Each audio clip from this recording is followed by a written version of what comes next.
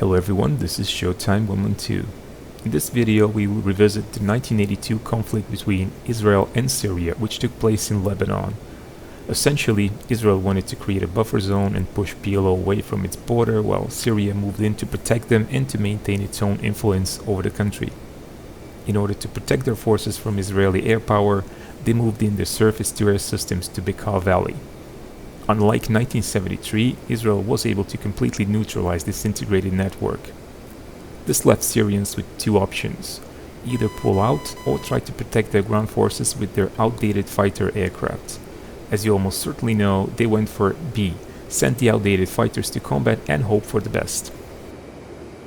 The date is 9th of June 1982, and we are flying with an Israeli F-15 flight on a combat air patrol. By this time, Syrian SAMs represented little threat to Israeli aircraft.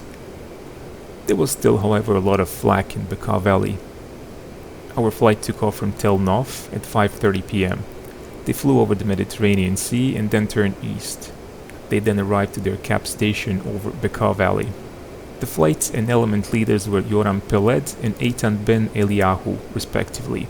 They both took part in the first F-15 combat ever in June 1979, where they were credited with a MiG-21 each. Ronen Shapira and Yoram flew as number 2 and 4.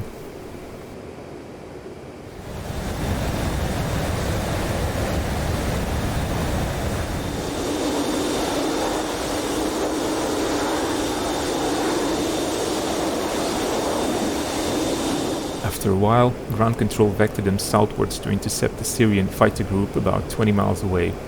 Ben-Eliyahu, the second element leader, was the first one to spot the MiGs visually, so now his pair took the lead.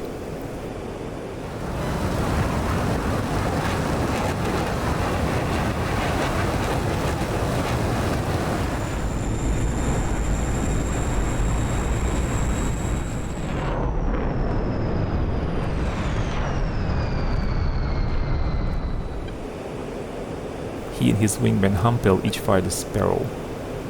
Hampel's Sparrow scored a direct hit on the MiG-21.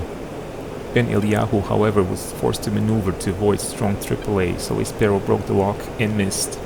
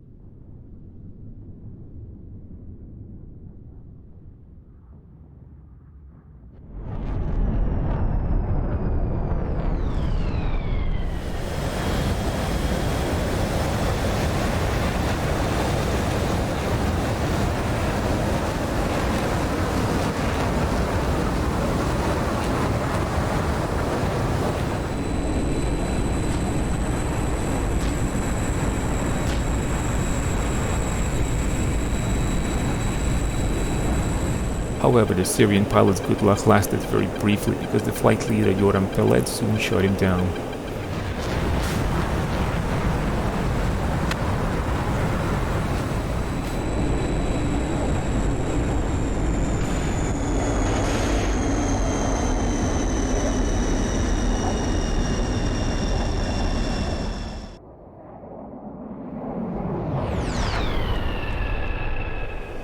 The whole area erupted with Syrian anti-aircraft fire and F-15 flight was ordered to disengage.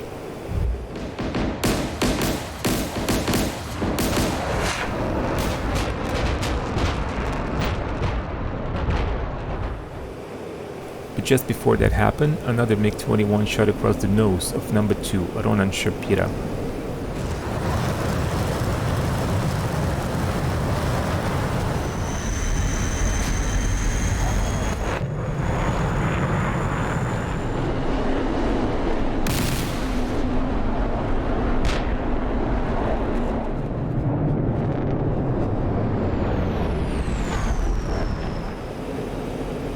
He first continued with formation, rejoined, but the MiG-21 pilot turned behind him. Spotting the MiG on his tail, Shapira began to turn himself, and eventually he reversed the situation.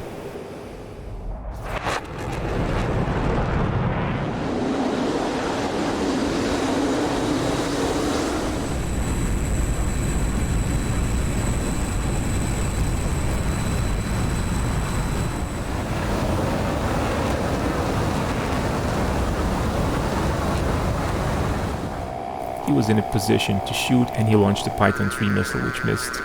This was quickly followed by another one which hit its mark.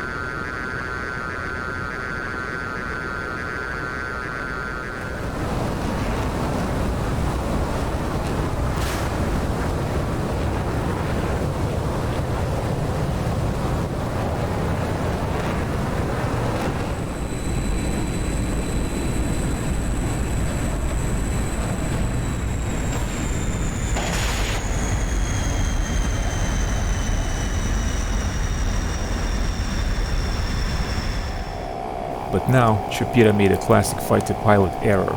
He followed his kill until it crashed. Ben-Eliyahu returned, and Shapira wanted to make sure that his kill was his alone. But target fixation was almost fatal because he felt his aircraft hit by a missile launched from a MiG-21 that nobody saw.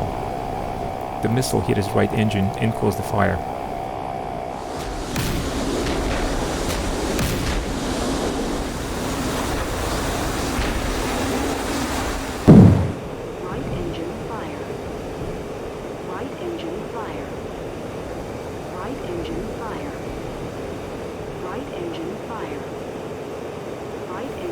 Shapira turned off his right engine and climbed above Lebanon mountains while heading towards the sea. He was escorted by the rest of his flight.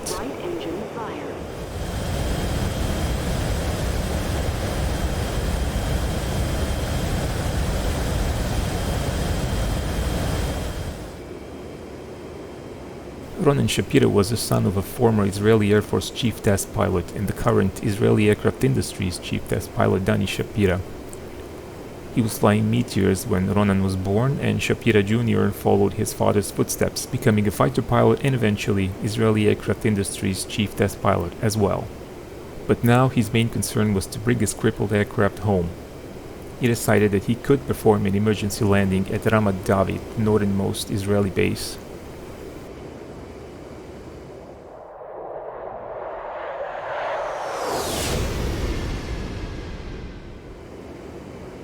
The airplane was stopped by emergency netting because Shapira elected not to use brakes to avoid generating more heat. Despite the damage, the airframe was eventually repaired and it returned to service after 2 months. While the Syrians suffered one of the worst defeats in the history of military aviation, this is one of 2 cases where they came really close to downing one of the Israeli powerful Eagles. However, the sturdy construction and 2-engine configuration prevented that. If you liked the video, don't forget to press the like button. This is incredibly important for the channel. If you're able to, you can support the channel on Patreon, subscribe if you haven't done so already, and keep watching Showtime 112.